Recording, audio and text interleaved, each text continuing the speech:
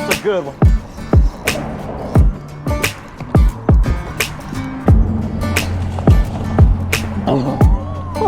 Guys, we've got the two biggest fish of the day.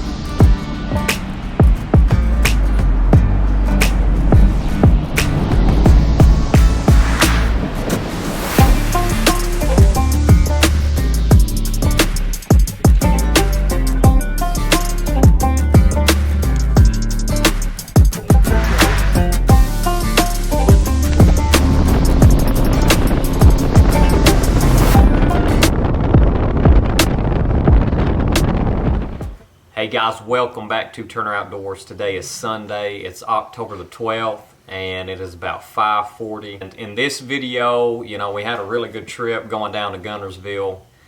I think we got 3 or 4 videos out, and I really didn't get to make a video of my setups that I was kind of catching all of my fish on and the baits and stuff like that. So I'm just going to go over them really quick. But man, I just want to give a shout out to the Crush City and their swim bait, man. Literally, I caught so many fish off this bait right here.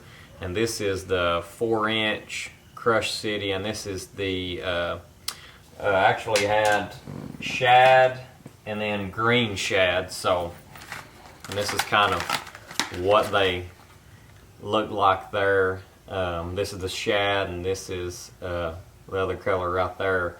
But man, these swim baits, and I really love throwing, you know, and I've got them right here. I really love throwing the Kitech swim bait. But the thing about it is, the reason why I love these Crush Cities is because when you get a bite on those Kitech swim baits, they just fall apart. You may get 2, maybe if you're lucky, 3 fish on one swim bait. But these right here, man, and they've got a really good action, and that's why, you know, it's hard to beat those Kitech swim baits, because you get another one, they're really stiff. So I like a bait with a bunch of action, and Crush City, man, it's kind of like they use the same plastic that this bait right here has really good motion to it, but it's also tough. Literally, I think I might have just used, you know, 2 or 3 of the baits, and then I switched over to a different color. But the whole trip, you know, so you can save money, save tackle, but this is a really good bait. So shout out to Crush City, Rapala. But Jacob Wheeler, you know, and then we also have that underspin there, you know, and I've got them on a 1/8 ounce, 3/16, you know, but for my 4-inch, I'm going with that 3/0 hook and that 3/16 ounce underspin. And we also, you know, and Riley was throwing the smaller Crush City Rapala swim baits, so that was really good. And then next up we have the Juice, man.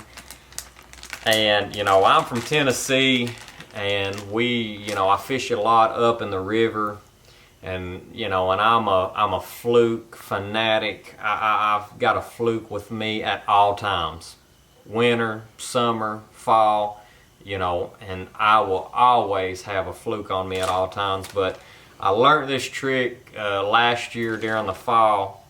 But this Arkansas Shiner Zoom Fluke, and you know, this bait right here, man, it's literally, you know, matching the hatch, and you cannot go wrong with this bait right here. And you know, a lot of people throw different colors, but this Arkansas Shiner, man, it's literally, you know, it's the same color of the bait that they were feeding on. And you know, they were just, these fish, and what they were doing, and you've probably seen at that bridge, they were just feeding on shad. I mean, it was schools and schools and schools of fish. And we didn't have live scope, we didn't have no you know, $5,000-$10,000 live scope, but we seen them schooling. And a lot of people, you know, they throw big spooks, and I was throwing everything at these fish. But I remember last year that trick right there, man, that Arkansas Shiner. And you know, and I think Jake, he was throwing the white Fluke and really didn't have no luck. So this color right here